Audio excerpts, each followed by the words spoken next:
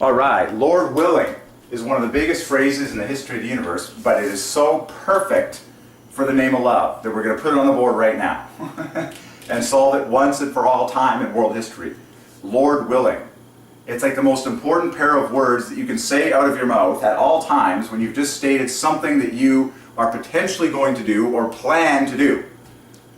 Lord willing, because that is what God says. You should give respect unto Jehovah God, who alone decides whether or not something is going to happen in the future. The Bible talks about this in the book of James. It says, if the Lord wills, we will do this or that. Lord willing. So I had this pair of words come to me, and I was just like, oh my, it is so perfect. Mathematically, it's going to blow your mind. And we are making world history here. The current date and time is 4:42 p.m. on April 20th, 2015. And this is the glory of God. This is not some cheesy conversation. It's not some cheesy project. It's not some cheesy thing that doesn't last forever. The words of God last forever.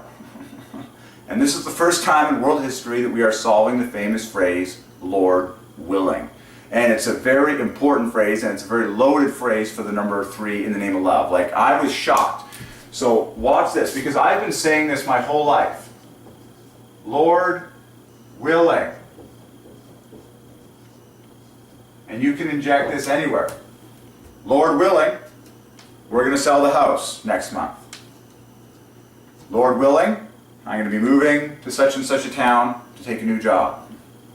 Lord willing, we're going to have another baby. You know, just Lord willing, Lord willing, Lord willing. It's giving glory and honor to Jehovah God as the sovereign one over everything that happens in world history.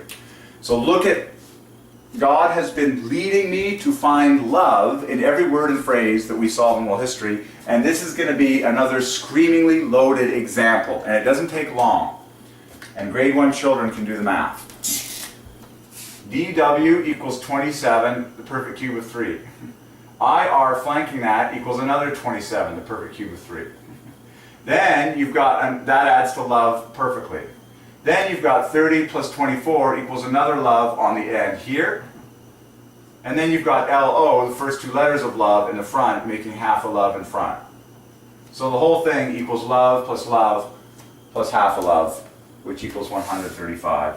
3 times 3 times 3 times the third prime, okay? 3 times 3 times 3 times the third prime, which is 5. 3 times 3 times 3 times 3, okay. But that's insane. That is insane how chain linked that is, okay?